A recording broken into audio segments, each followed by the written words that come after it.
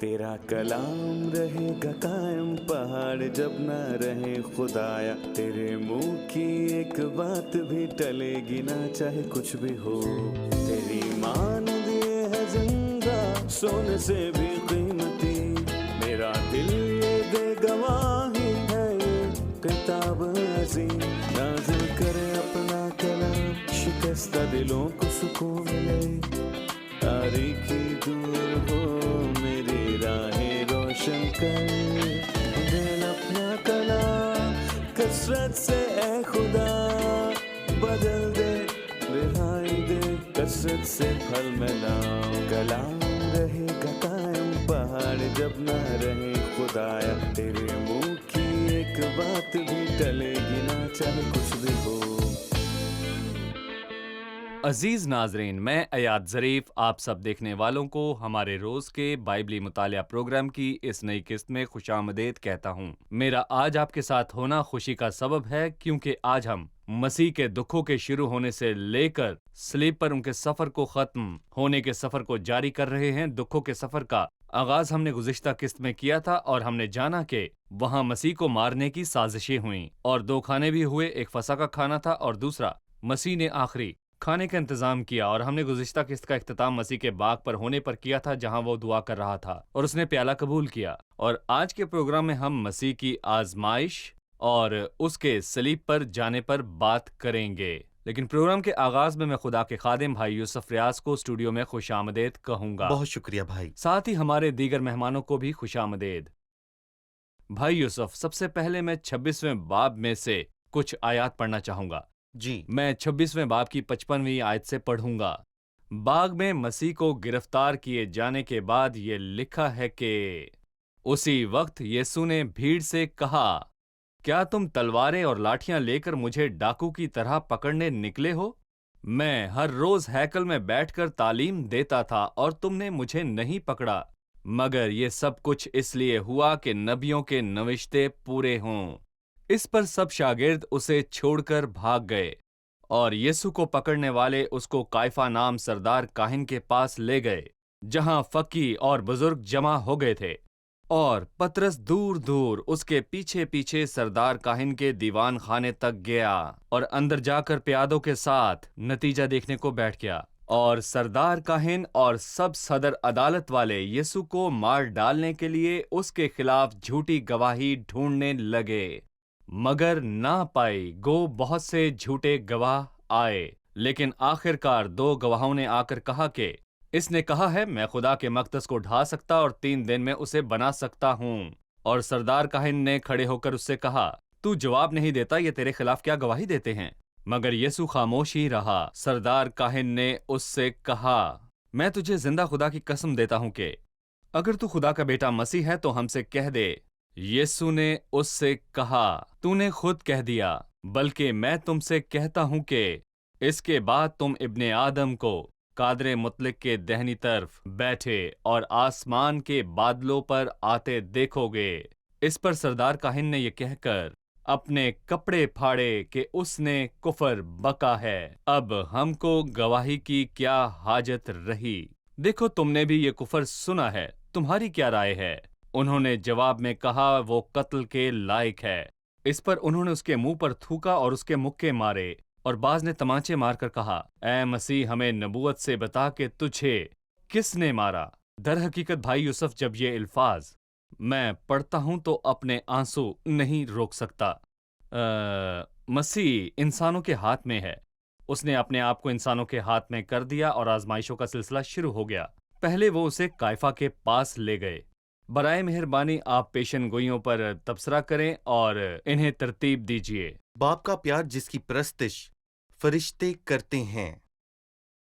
قوم نے حکمرانوں کے خادم سے نفرت کی۔ یسایہ کی پیشن گوئی میں اس کے بارے میں یہی کہا گیا۔ ایک مختصر سے وقت میں مسیح 6 پیشن گوئیوں سے گزرا۔ میں پہلے بھی ایک طویل جملہ کہہ چکا ہوں، اگرچہ کہ وہ دن 24 گھنٹوں کا دن تھا، لیکن اس دن کے گزرنے کا پتہ نہ چلا۔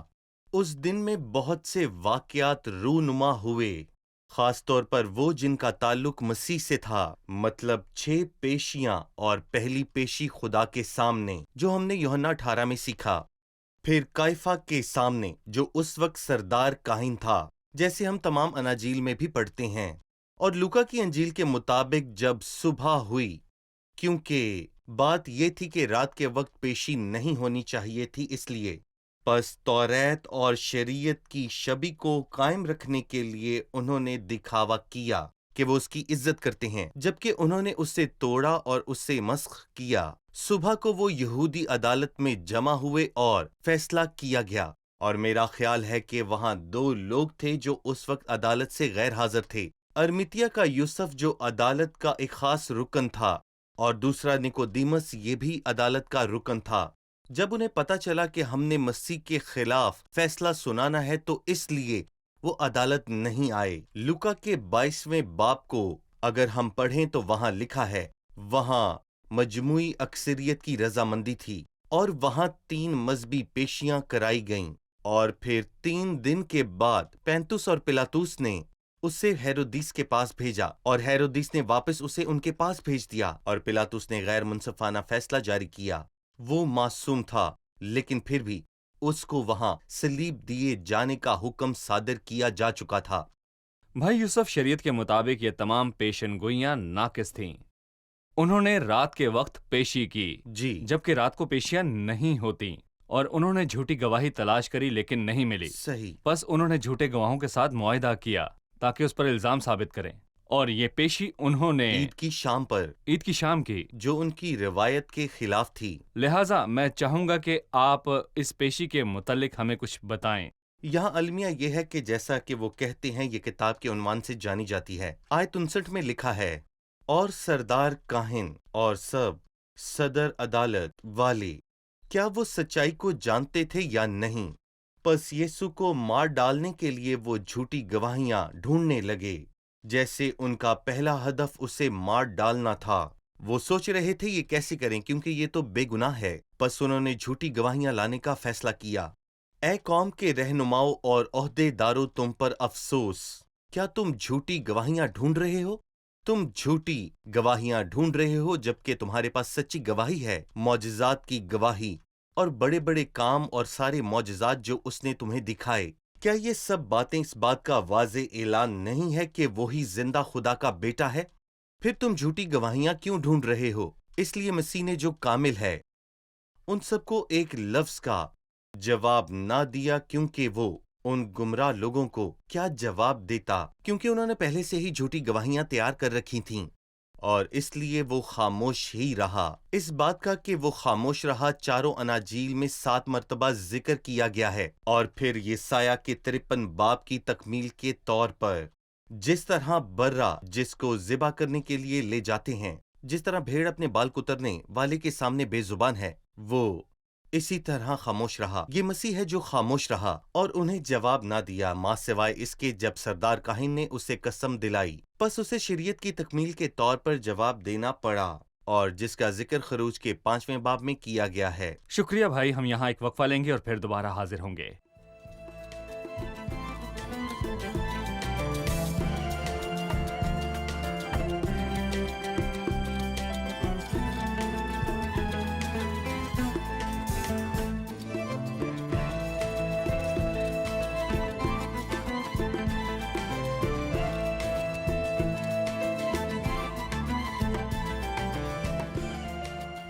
یسوع نے اس سے کہا، تو نے خود کہہ دیا، بلکہ میں تم سے کہتا ہوں کہ اس کے بعد تم ابن آدم کو قادر مطلق کی دہنی طرف بیٹھے اور آسمان کی بادلوں پر آتے دیکھو گے۔ اس آیت سے مسیح کی کیا مراد ہے؟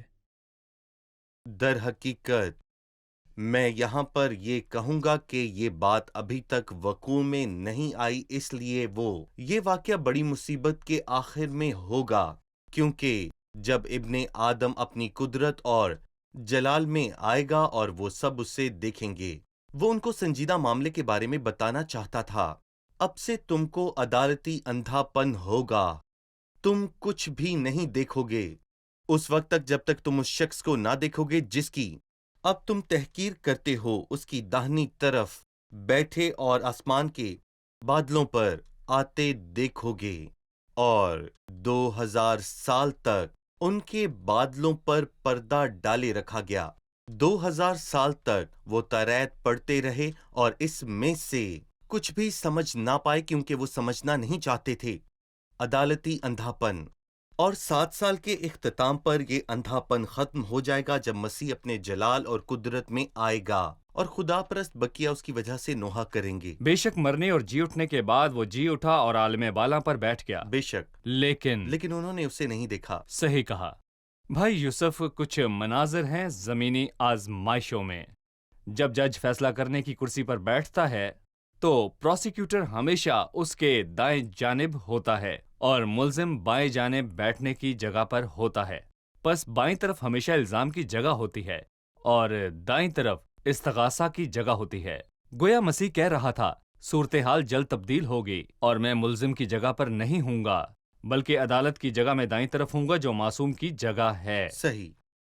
اور اس سے کوئی فرق نہیں پڑتا ہے کہ دنیا کتنے ہی جھوٹے گواہ لے آئے، مسیح بے گناہ ہی رہے گا جسے ناحق موت کی سزا سنائی گئی۔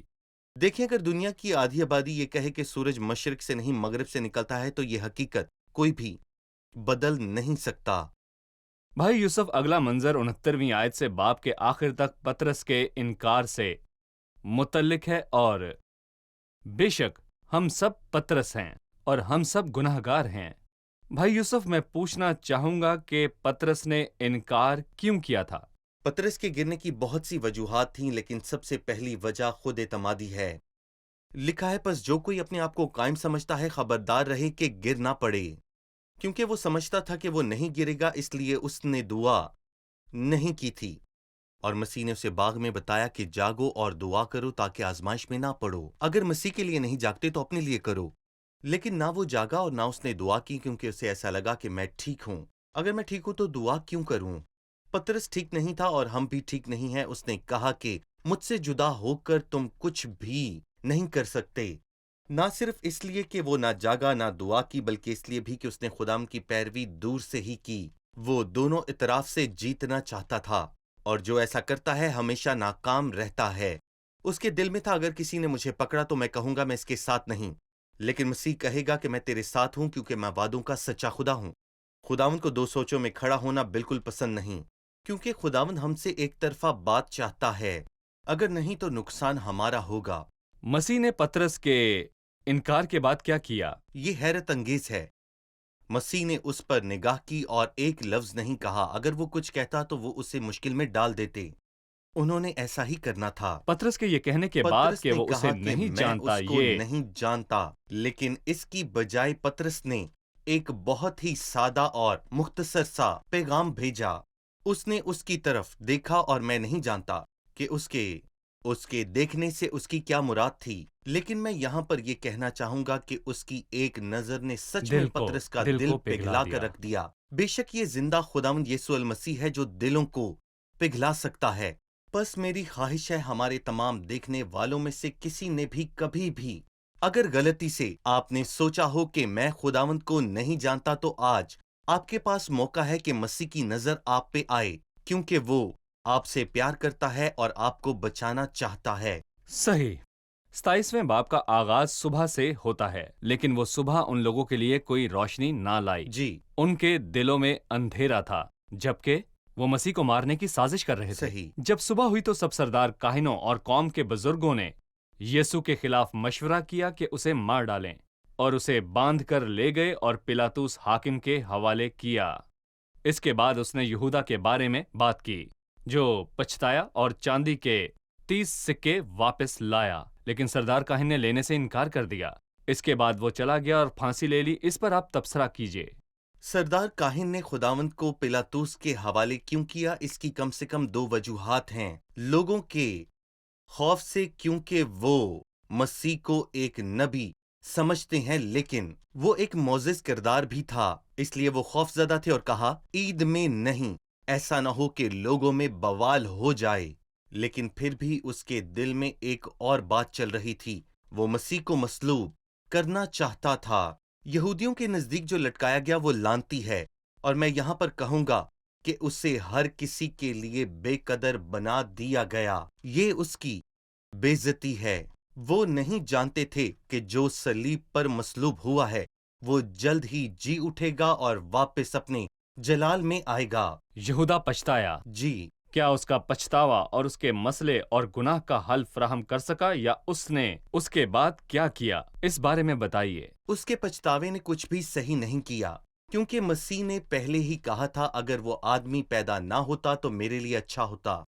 اور یہ غلط بات ہے کہ اگر اس نے توبہ کی ہوتی تو مسیح اسے قبول کر لیتا، لیکن توبہ کرنے کا ایک وقت ہے جو خدا ہم سب کو دیتا ہے، اور اگر آپ اس سے فائدہ نہیں اٹھاتے تو میں نے اسے توبہ کرنے کی مہلت دی، لیکن وہ اپنی حرام کاری سے توبہ کرنا نہیں چاہتی۔ اور یہودا کی توبہ نے کام نہیں کیا کیونکہ وہ نہیں جانتا تھا کہ توبہ کیسے کرنی ہے، کیونکہ وہ ایک چور اور شیطان تھا، اور وہ شیطان کے قابو میں تھا، اور شیطان نے اس کی مسیح کی طرف رہنمائی نہیں کی بلکہ اس کو خودکشی اور پھانسی کی طرف لے گیا۔ یہ ان 4 میں سے ہے جن کا ذکر بائبل میں سے ہے، اور یہ چاروں ہی بدکار تھے، اور جلد ہی تباہی کا بیٹا ان کا پیچھا کرے گا، اور وہ ان کو جا کر پکڑے گا جسے خود بھی آگ میں ڈال دیا جائے گا، اور ایسا ہی ہوگا۔ وہ اس گروہ میں سے ہے جس نے کہا کہ ہم نے گناہ کیا، لیکن انہوں نے غلط طریقے اور غلط وقت پر کہا۔ لوگوں نے کہا ہم نے گناہ کیا، لیکن وہ سب بدکار تھے اور اپنے ہی گناہوں کی وجہ سے وہ سب مارے گئے۔ 11ویں آیت پلاطوس کے پاس جانے سے شروع ہوتی ہے۔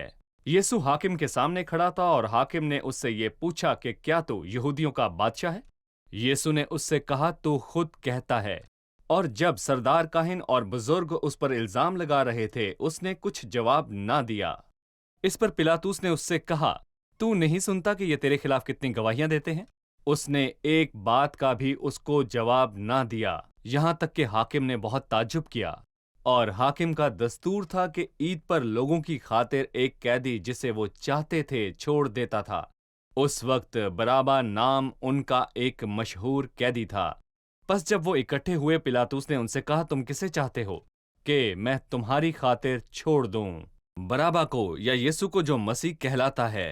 کیونکہ اسے معلوم تھا کہ انہوں نے اس کو حسد سے پکڑوایا ہے۔ اور جب وہ تخت عدالت پر بیٹھا تھا تو اس کی بیوی نے اسے کہلا بھیجا کہ تو اس راست باز سے کچھ کام نہ رکھ، کیونکہ میں نے آج خواب میں اس کے سبب سے بہت دکھ اٹھایا ہے۔ لیکن سردار کاہنوں اور بزرگوں نے لوگوں کو ابھارا کہ برابا کو مانگ لیں اور یسوع کو ہلاک کرائیں۔ حاکم نے ان سے کہا کہ ان دونوں میں سے کس کو چاہتے ہو کہ تمہاری خاطر چھوڑ دوں؟ انہوں نے کہا برابا کو۔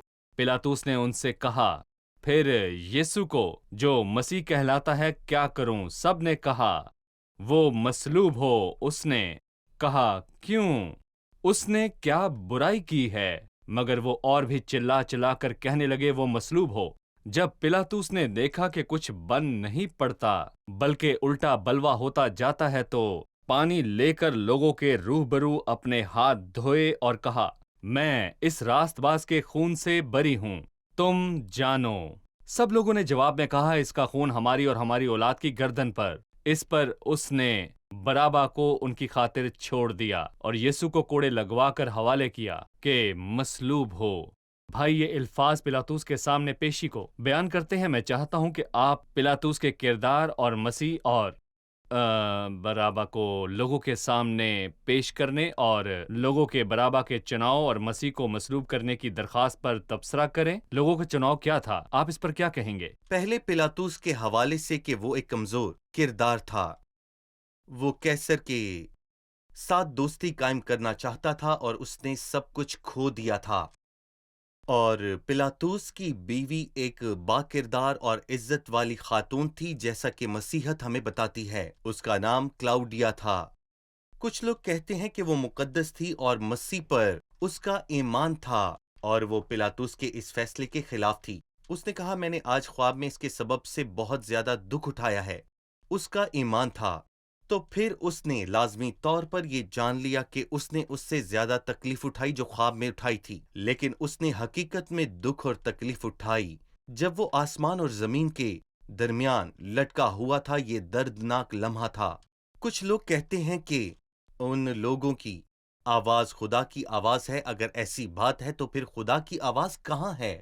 انہوں نے برابا کے لیے درخواست کی، جس کا مطلب ہے اس کے باپ کا بیٹا، اور ہم جانتے ہیں کہ اس کے باپ کا بیٹا کون ہے۔ اگر میں ابلیس سے ہوں تو وہ شروع ہی سے خونی ہے، اور وہاں پر برابا ایک قاتل تھا۔ اس نے بغاوت میں بہت سے قتل کر رکھے تھے۔ مسیح اچھا چرواہا ہے اور وہ اس لیے آیا کہ وہ زندگی پائیں اور کثرت سے پائیں۔ اے احمق لوگو، ان میں کیا مشابہت ہے! نہ صرف مسیح اور برابا کو ایک ہی پیمانے پر رکھا، انہوں نے بہت ہی غلط فیصلے کروائے۔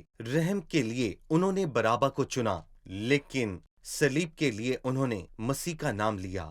در حقیقت ہم جانتے ہیں کہ یہ تمام آزمائشیں ناانصافی پر مبنی تھیں۔ کوئی بھی جو آزمائش میں سے گزرتا ہے اور بے گناہ ثابت ہوتا ہے تو اسے رہائی ملنی چاہیے صحیح اور گھر جانا چاہیے۔ جی، تمام آزمائشوں میں مسیح بے گناہ نکلا، تو پھر ایک بے گناہ کو صلیب کا حکم کیوں دیا جاتا ہے اور اسے صلیب پر کیوں جانا تھا؟ آپ اس سب پر کیا کہیں گے؟ یہ بہت ہی عجیب بات ہے۔ کیا پیلاطس نے اس کے ساتھ کوئی سمجھوتا کیا ہوگا اور وہ اس کو سزا دے گا یا اس کو رہا کرے گا؟ یہ ایک سیاسی پیشکش تھی اور اس نے اسے سزا سنائی اور اس طرح وہ اپنی مقبولیت کھو دے گا۔ مسیح کو مصلوب کرنے کی سزا دی گئی تھی، لیکن اس کی رہائی کی وجہ تم ہوگے اور پھر تم اس کے قرض دار ہوگے۔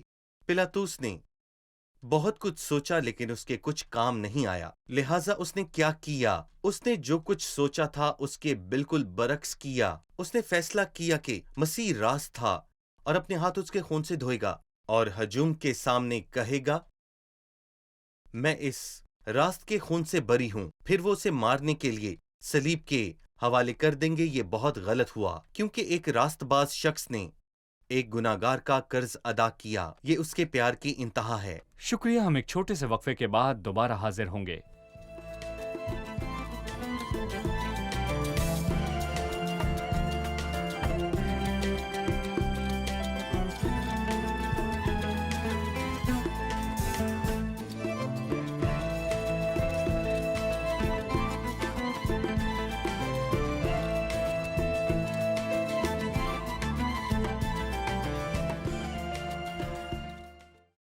متی 27:27 میں لکھا ہے، اس پر حاکم کے سپاہیوں نے یسوع کو کلا میں لے جا کر ساری پلٹن اس کے گرد جمع کی۔ 28ویں آیت، اور اس کے کپڑے اتار کر اسے کرمزی چوگا پہنایا۔ جب انہوں نے کانٹوں کا تاج مسلا، آخر تک انہوں نے یہ سب کچھ کیوں کیا جبکہ خداوند بے گناہ تھا؟ جی بھائی یوسف۔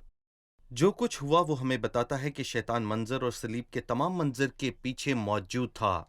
جب وہ مسیح کو باغ میں گرفتار کرنے کے لیے آئے تو اس نے ایک جملہ کہا، لیکن یہ تمہاری گھڑی اور تاریخ کا اختیار ہے۔ اگر انہوں نے اسے دیکھا بھی ہوتا یا پھر اس کے ساتھ اس کا تعلق ہوتا، اور میں یہاں پر یہ کہنا چاہوں گا اگر ایسا ہوتا تو سب کی بھلائی کے لیے ہوتا۔ اس نے عداوت نہ رکھی نہ لعنت کی سوائے انجیر کے درخت کے، اور ہم دیکھ چکے ہیں جب ہم 21واں باب پڑھ رہے تھے اس کے تمام کام بھلائی کے تھے۔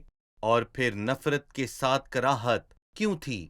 میرا مطلب ہے کہ نفرت کے ساتھ محبت کو پورا کرنا، یہ شیطانی رجحان ہے۔ اور میں یہاں پر یہ کہوں گا کہ یقینی طور پر وہ سب لوگ شیطان کے قبضے میں تھے، جیسے کہ زبور 109 میں بیان کیا گیا، وہ میری محبت کے بدلے عداوت رکھتے ہیں۔ میرا خیال ہے کہ وہ لوگ فوجی تھے، اور جیسا کہ ہم سب لوگ جانتے ہیں جو فوجی ہوتے ہیں وہ کسی نہ کسی طرح سنگ دل ہوتے ہیں، وہ بے حس بھی ہوتے ہیں۔ میرا مطلب آپ جو کچھ مرضی کہہ لیں، لیکن متی کی انجیل کے مطابق جب ہم ڈاکوؤں پر پہنچتے ہیں، جس پر ہم اگلی قسط میں ضرور بات کریں گے، ہم دیکھتے ہیں کہ وہ ڈاکو جو اس کے ساتھ صلیب پر مصلوب ہوئے تھے، وہ ان پر لان تان کرتے تھے اور کہتے تھے کہ تم بھی ان کے ساتھ مصلوب کیے گئے جسے تم جانتے بھی نہیں، اور تم بالکل مختلف ہو۔ تم کیوں اس کو راحت بخش رہے ہو؟ کیونکہ یقینی طور پر شیطان وہاں موجود تھا اور اس کا کوئی دوسرا جواب نہیں تھا۔ اس نے یہودا اسکریوتی پر قبضہ کیا اور مسیح کی نجات کے لیے اس کی رہنمائی کی۔ وہ آرام سے نہیں بیٹھتا، وہ پوری طاقت کے ساتھ وہاں لوگوں کے ساتھ موجود تھا۔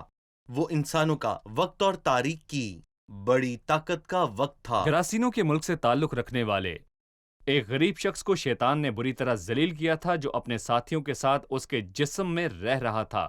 لیکن یہاں خدا کے بیٹے کو نقصان پہنچانے کے لیے شیطان نے اپنے تمام لشکروں اور انسانوں کو جمع کیا جو اس کی مرضی کے نیچے تھے۔ صحیح۔ ان میں سے بعض نے کانٹوں کا تاج بنا کر اس کے سر پر رکھا، दूसरों ने सरकंडे से उसके सर पर मारा और कुछ ने उसके कपड़े उतार कर उसे क्रिम्जी चोगा पहनाया और फिर छीन लिया। फिर कोड़े मारे गए। बस उसका जिस्म फटा हुआ था और उसकी हड्डियां नजर आ रही थीं, जो शुमार की जा सकती थी। तकलीफ से जिस्मानी दर्द और इसके बाद हम सलीब पर कफारे के दर्द के बारे में बात करेंगे। मसीह इंसान के हाथों से खौफनाक तकलीफों से गुजरा और इंसान के गुस्से की लहरों के पीछे शैतान था। भाई यूसुफ, मैं 32वीं आयत पर आपका तबसरा चाहता हूं। जब बाहर आए तो उन्होंने शमाउन नाम एक करीनी आदमी को पाकर उसे बेगार में पकड़ा कि उसकी सलीब उठाए। यह सिर्फ एक आयत है जिसमें शमाउन करीनी का जिक्र है। मैं इस पर आपका तबसरा चाहूंगा। जी, शमाउन गिरनी का जिक्र बहुत दफा अनाजील में आया है और हम उसके ताल्लुक से कलाम मुक़द्दस के बहुत से हिस्सों में पढ़ते हैं। मरकस में लिखा है ये सिकंदर और रूफस का बाप था। उसने क्यों कहा कि वो सिकंदर और रूफस का बाप था? वो इसलिए कि सिकंदर और रूफस को ईमानदारों के तौर पर जाना जाता था, लेकिन मुझे इसमें बड़ा फर्क नजर आता है और इसका वाज़ेह मतलब ये है कि वो मसीह यीशु पर ईमान रखते थे और शिमाउन गिरनी भी मसीह पर ईमान रखता था। रूफस की माँ ईमानदार औरत थी। रोमियो के 16वें बाब के मुताबिक जब पालूस ने कहा कि रूफस जो कि खुदावंद में बाजुर्ग है उसकी माँ जो कि मेरी भी माँ है उनसे सलाम कहो, पस शमाउन भी खुदा पर ईमान लाया, उसकी बीवी ईमान लाई, उसके दोनों बेटे ईमान लाए। क्या ये एक इत्तफाक था? ये कोई इत्तफाक नहीं। खुदा जो हर चीज पर गलबा रखता है वही है जिसने ये इंतजाम किया कि शमाउन उसी वक्त वहां पर होगा जब मसीह को वहां से सलीब लेकर गुजरना है, और उन्होंने शमाउन को सलीब उठाने के लिए मजबूर किया। लेकिन सवाल यह है कि शमाउन ईमान ला चुका था तो फिर किसने किसकी सलीब उठाई? क्या शमाउन ने मसीह की सलीब उठाई या मसीह ने शमाउन की और मेरी सलीब अपने कंधों पर उठाई? एक गीत है जिसमें मसीह ने ईमानदारों को मुखातिब किया। वो कह रहा है, मेरी सलीब तुम्हारी जगह पर थी और मेरी कब्र भी तुम्हारी जगह पर थी। ये सब मेरे लिए था, लेकिन मसीह ने सब कुछ अपने आप पर ले लिया। शुक्रिया भाई यूसुफ। हमारे प्रोग्राम का वक्त खत्म हुआ चाहता है। अब हम अपने मेहमानों से आज के प्रोग्राम की राय जानेंगे। आज के प्रोग्राम में आपने क्या सीखा? हमने पतरस के गिरने की वजूहात देखी हैं। पहली, वो खुद एतमादी रखता था और हमने सीखा कि बस जो कोई अपने आप को कायम समझता है वो खबरदार रहे कि गिर ना पड़े। दूसरी वजह, उसने दुआ नहीं की अगरचे खुदावंद ने उन्हें कहा था जागो और दुआ करो ताकि आजमाइश में ना पड़ो। और तीसरी वजह कि उसने मसीह के फैसले से पैरवी की। मैंने समझा कि सरदार काहिन और फकीह मसीह की अदालत नहीं करना चाहते थे क्योंकि वो लोगों से खौफजदा थे और वो उसे मसलूब करना चाहते थे। जो कोई लकड़ी पर लटकाया गया वो लानती है, इसीलिए वो उसे पैंतुस पिलातुस के पास ले गए। अगरचा पतरस की गलती बहुत बड़ी थी, जैसे कि उसने खुदावन का इनकार किया जिसके साथ वो सालों रहा और उसके बहुत करीब भी था, लेकिन खुदावन पतरस की रूह को गैर मामूली मोहब्बत और बड़ी हिकमत के साथ बहाल करने का तरीका जानता है और एक इंतहाई सादा चीज़ एक नज़र के साथ उसे अपनी गलती पर पछताने पर आमादा किया, जैसे आज तक खुदावन हमारे साथ करता है। शुक्रिया, खुदा आपको बरकत दे। भाई यूसुफ, खुदा आपका भी आपको शुक्रिया। बरकत दे। अजीज नाजरीन, मुझे यकीन है ये अल्फाज आपको छुएंगे और उम्मीद है कि ये अल्फाज मोहब्बत की लहरों की मानंद आपके दिल तक पहुंच गए हैं, ये जानने के लिए कि खुदा के कीमती बर्रे ने सलीब पर कितनी तकलीफ उठाई। अगले प्रोग्राम में फिर मुलाकात होगी। खुदावंद आप सबको बरकत दे।